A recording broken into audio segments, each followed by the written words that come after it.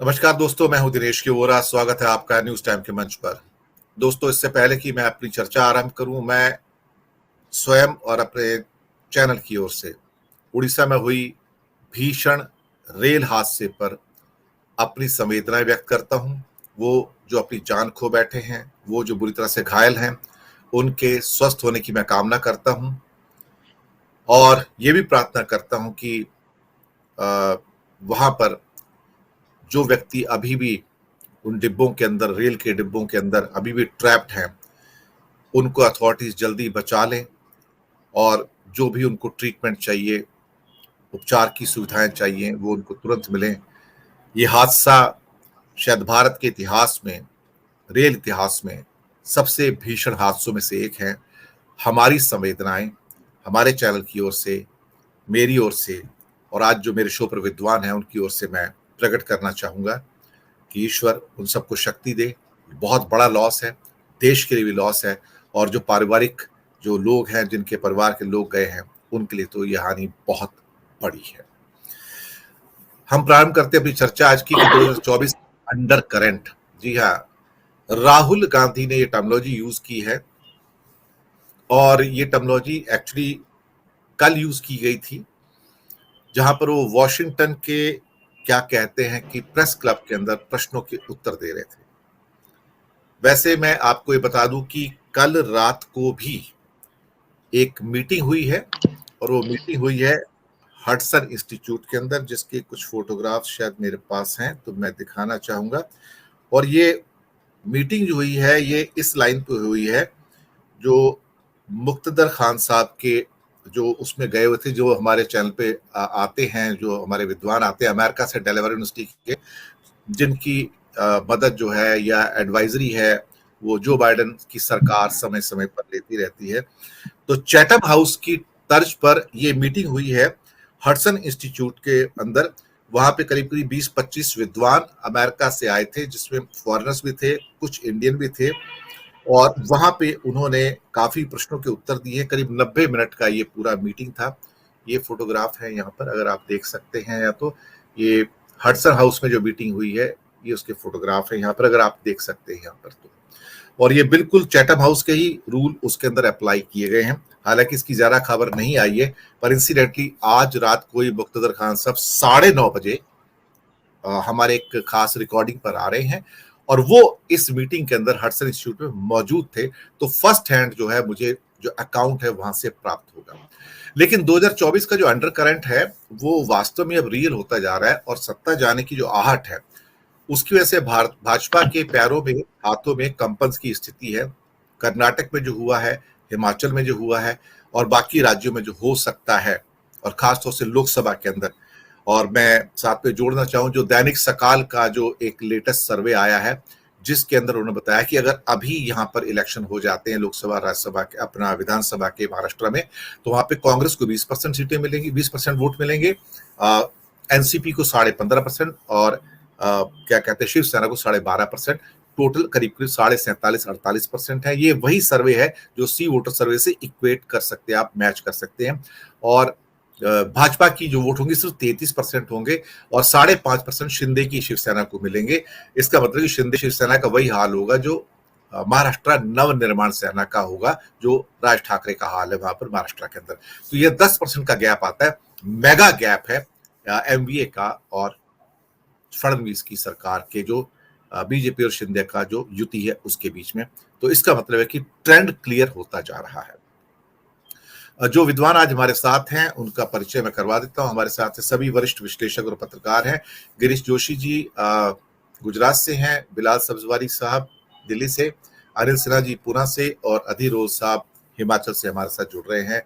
आप सबका बहुत बहुत स्वागत है। सबसे पहले मैं गिरीश भाई आपको लेना चाहूंगा। आप तो गुजरात से, और गुजरात ही एक ऐसा राज्य है जहां पर मोदी जी की जो ख्याति है अभी भी बरकरार है। हालांकि नाराजगी जमीन पे वहां भी बहुत है, या अपने अलग शब्दों में कहूं, राहुल के शब्दों में, तो वहां का अंडर करंट थोड़ा सा अलग है, रिफ्लेक्ट नहीं हो रहा है, लेकिन बाकी जगह रिफ्लेक्ट हो रहा है। गिरीश भाई, आपकी टिप्पणी चाहूंगा पहली मैं इस पूरे सब्जेक्ट के ऊपर। दिनेश जी, सबसे पहले तो एक खुशखबरी दे दूं कि कल ही एक लेटर इश्यू हुआ है गवर्नमेंट की तरफ से कि जो प्रधानमंत्री आवास योजना थी उसके जो सेंटर्स में इन्होंने एडवांस लिए थे मकान देने के लिए, उसमें अहमदाबाद, बड़ौदा, सूरत, राजकोट और भावनगर, उनको उनके अर्नेस्ट मनी जो लिए गए थे वो रिफंड करने पड़ेंगे क्योंकि उनको अब वो कॉस्ट नहीं पड़ रही। तो प्रधानमंत्री योजना तो डाउन टर्न हो गई, ये यहाँ से विकास की शुरुआत हो रही है। तो अभी वो काफी पब्लिसिटी मिलेगी नहीं क्योंकि गोदी मीडिया इस पे ज्यादा ध्यान दे नहीं रहा है, लेकिन ऑफिशियल लेटर इश्यू हो गया है और लोगों को रिफंड भी शुरू हो गए हैं। तो वो जो भरोसे पे बैठे थे अब उनका दैट होप इज गॉन। अब दूसरी जब हम अंडर करंट्स की बात पे आते हैं तो होता है कि एक तो जो ये 2000 की नोटें जो हो गई, यहाँ मेरे को और स्टेट्स का पता नहीं है लेकिन गुजरात में आम ये चल रहा है और यहाँ पे एक वायरल हो रहा है संपत सरल जी का वीडियो जिसमें वो बोल रहे थे कि भाई अनादि कार्ड से 25 दिसंबर को एक सफेद दाढ़ी वाला आता था, आपके पर्स में पैसे डाल के चला जाता था, और अभी पता नहीं ऐसा होता है रात को 8 बजे एक दाढ़ी वाला आता है, फिर वो चुप हो गए। तो ये 2000 की नोटें भी जो छीन ली तो ये इसका बड़ा रिएक्शन आ रहा है क्योंकि 2000 की नोटों का यहाँ पे जो व्यापारी वर्ग है या जो अपने जो फैमिली मेंबर्स वगैरह जो है, ये इनको बहुत ही ज्यादा दिक्कत आ रही है। और ये जो कंस्ट्रक्शन कंपनियां हैं, अभी आधे घंटे पहले ये हमारे एक दोस्त आए थे, बोले वो तो साइट पे पेमेंट के लिए सारे पैसे लेके रखे थे, अब वहां पे कम से कम 12.5 लाख रुपए का पेमेंट करना था। अब वो साइट पे जाते हैं तो लेबर 2000 की नोटें ले नहीं रहा है और छुट्टे दो तो कोई लेने को तैयार नहीं है। ये प्रैक्टिकल प्रॉब्लम्स जो क्रिएट हो रहे हैं ना, ये भी उसी वो को ऐड कर रहे हैं। और अंडर करंट जी जैसे आपने बात करी कि सिनेरियो तो चेंज हो रहा है, राहुल गांधी वहां से जाके जो मिसाइल फायर कर रहे हैं, इनके पास एंटी मिसाइल अभी है नहीं ऐसा लग रहा है। अभी कहीं पर मैं पढ़ रहा था कि जेपी नड्डा जी ने जो एक 2024 की जो शुरुआत करी उसमें 40,000 इनके वर्कर्स, उन्होंने 543 के 1 लाख बूथ पर जाके सर्वे करना है और they have to submit the report by the month end. तो 1 लाख सर्वे उन्होंने करना है। अब वो रिपोर्ट क्या आएगा, तो दे हैव स्टार्टेड। और जैसे वो मैडम लेखी भाग रही थी, यही पोजीशन सब जगह जहां पर भी ये सर्वे में जा रहे हैं, they are getting very bad response. तो आई थिंक ऑब्वियसली वो सिंसियरली अपना रिपोर्ट सबमिट करें तो समझ में आ जाएगा।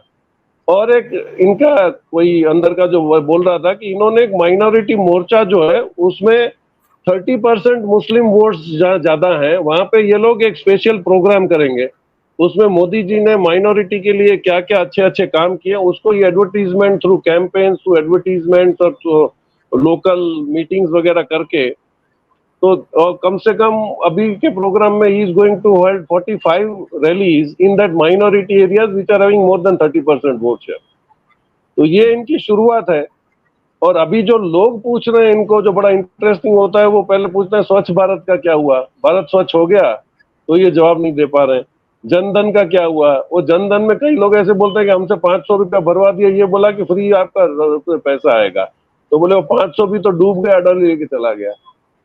उज्ज्वला योजना की position on ground it is very bad. तो ये अंडर करंट जो है वो राहुल जी बोल रहे हैं वो सत्य है, लेकिन जो प्रैक्टिकली जो आदमी फील कर रहे हैं that will have a very bad impact. और अंडर करंट अभी माउथ टू माउथ एडवर्टीजमेंट हो रहा है, इसमें किसी मीडिया की या गोदी मीडिया की कुछ बोलने की जरूरत नहीं। और जितना वो ज्यादा तारीफ कर रहे हैं उतना मैं ख्याल समझता हूँ कि that is going against the party और they should stop doing this now, ऐसा मेरा मानना है दिनेश जी।